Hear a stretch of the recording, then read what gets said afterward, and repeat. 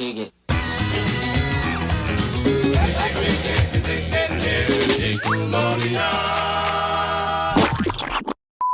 So this is going to be a big one. This show was originally an ABC pilot. It is a fair assessment to say that Roundhouse was kind of like the In Living Color for kids, and all that was SNL for kids. You Can't Do That on Television was kind of a Mad TV for kids. But after seeing this pilot, which was called Real Mature, I think this has more SNL ties than all that does. First of all, they had a celebrity guest host. For the pilot was Candace Cameron from Full House. They had an opening monologue, comedy sketches, fake commercials. The only thing they didn't really have was musical guests. Its format was very, very much like SNL. There is one more skit that ties it together, and that is Pete and Pete. Now here's our 1-minute adventure of Pete and Pete. This series did have a 1-minute short, which was Mom's Plate in this episode. Both of the shorts on Nickelodeon and the shorts they used in Real Mature were on in the same year. The reason that ABC passed on it was because they didn't know how to market it, which is tailor-made for 90s Nickelodeon. I think the reason Nickelodeon passed on it was because at that time they were just getting started with Welcome Freshmen.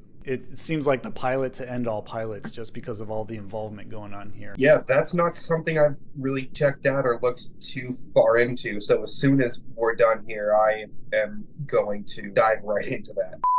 I think the most interesting was both Openface and Little Pete are willing to remove their standard hats and hair to make themselves more presentable to the people they're trying to pine for. Found that very interesting that Pete was willing to give up his hat. Not only give it up, but comb his hair. You stole my line. I was trying to say it fast enough. I'm like, wow, they got the middle part and the slicked hair. Yeah. Holy crap!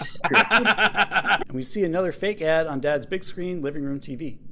This time, Lonnie Anderson advertises Burt Reynolds rap to keep your man fresh.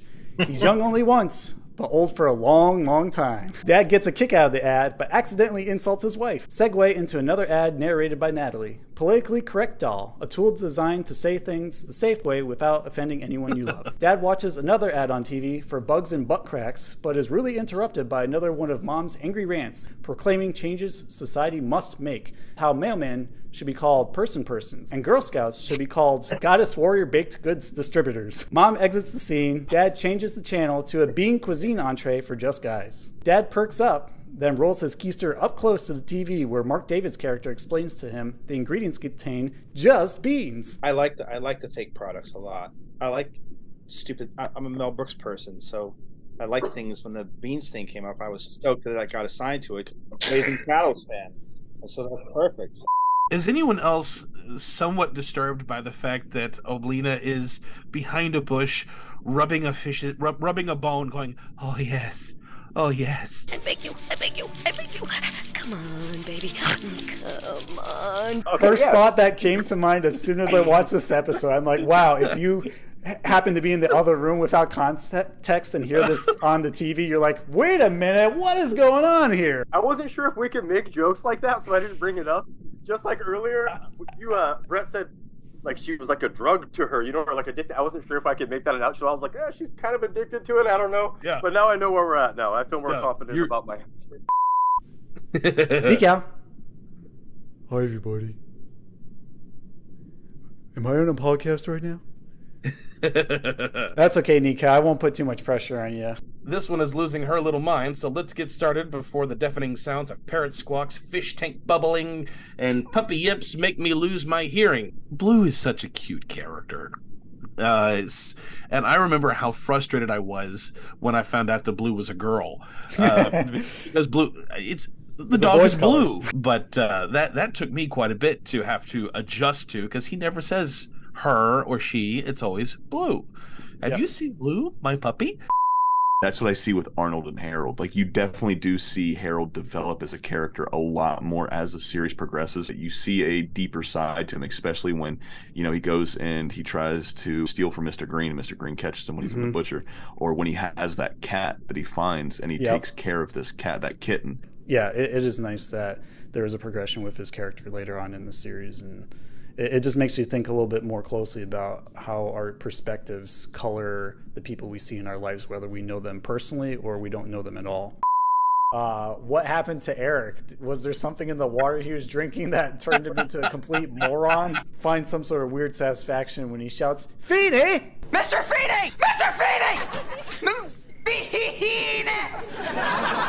Feeny! Ooh, that was a new one. Feeny! Eric! Feeny! Feeny! Ow! Hey, what? What? Hey! Ow!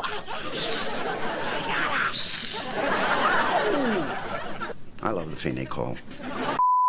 I remember my dad getting me and my brother like the PlayStation 2 for the first time, and like we had been asking forever. So when we finally got it, that was pretty dang cool. But it took a while to get it.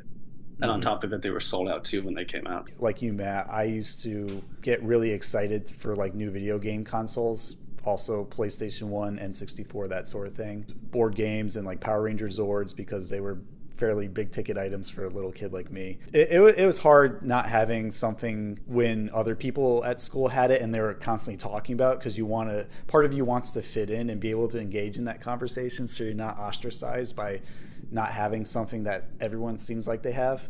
But at the same time, if you're able to resist that or make friends with people who don't necessarily care about that as much, then some of the pressure's off. And I found that, most of the people who I talked with about those things, or at least tried to pretend like I knew about PlayStation when I didn't have a PlayStation, they weren't really friends I wanted to be with in the long run. And I found the lesson that also, patience and saving up a little bit over time eventually got me the PlayStation that I wanted. And I was able to enjoy it more with people who actually cared about me, regardless if I had one or not. Does like the whole hypnotizing thing to kind of attract girls to him, and instead it works on Walter. And Walter just comes up to him multiple times. He's like, "You are the sexiest, most loveliest character ever. I need to have you, Merv," or something to that extent. Number 4 for me is Rainy Day Women. And that is for the simple fact that I believe it's the first time, I could be wrong, correct me if I'm wrong, guys, but that Walter actually has a love interest. And my gosh, I remember. We've talked about Walter as the, Chris called him the comedic anchor, but I have always thought of Walter's character as the heart of the show. Mm-hmm. True. So yeah, whatever's happening, like, he's the center of like the real emotion of the show. And so for him to have a love interest, that was really cool. What are your thoughts on Lucy? I kind of found her annoying. I know you're all about getting a good story, but it's like, sometimes you gotta use your brain a little bit, honey, because there was so many times it's like, okay, she's gonna get, like, I knew, I was like, oh my God. I mean, I just knew it was gonna happen. I thought every time I kept rolling my eyes, going like, and we'll get in. Keep doing that. We'll get into that when we get a little further in the story. Yeah, but she's definitely very ambitious at the expense of like everything else. She's a little overly ambitious. Like I mean, she's supposed to be what, 15? 33. I noticed on her travel card she was 33. 33. Yeah, in the first scene, and it's like a close up of it. Because I was like, is she a teenager? She looks like a teenager. But she could be. I thought, I don't know any teenagers that are this ambitious to want to work like that. Like they're very far few. I mean, if you're desperate for work and you're 33, yeah, I would say anything to get a job. That's different. It could also be a fake ID just to be able to get the job that you want. Yeah. She's McLucy instead of McLovin. Let's get it on. Let's get ready to versus. Going back and watching this episode of Goosebumps again and being really surprised, because I was expecting the cheesy, hokey, goofy thing that it is, and holy crap, this one was a really dark and twisted and very terrifying episode. And that's a fun aspect. Plus, I really feel like Goosebumps has been given an uphill battle against Are You Afraid of the Dark, which is a pretty often thing you hear, because back in the 90s we didn't hear that very often. A whole lot more people love Goosebumps, and not as many people would talk as much about Are You Afraid of the Dark. Now it's the complete opposite. I was nervous going against you, man. I watched the Goosebumps last night again, just to like take some notes, and I was like, by the end, I was like, oh, I was like, man, that's a good episode. I was like, oh. Starting off with my personal favorite, Simeon Alston. He was played by Simeon Othello Days. And I just love him because he's so darn cute, especially for the first couple of seasons, just kind of walking around and playing along. He had a little incident where he was traumatized when he saw Binya backstage without his head on, because that's how he only knew Binya was on set, because he was so young and used to him like being his friend around. So, you know, from what I gathered from their conversation, they had a talk and set things straight. And he's like, oh, he's Binya's friend. You know, it's okay. He's just here to help. And so I would love to pick his brain sometime if we ever get him on the podcast on what it's like to literally grow up on a TV show as one of your first memories. But I just love that little extra spark of magic that his smile brings to the show, and just the sense of curiosity and wonder.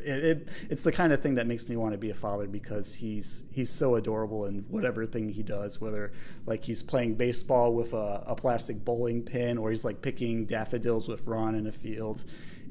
I love it.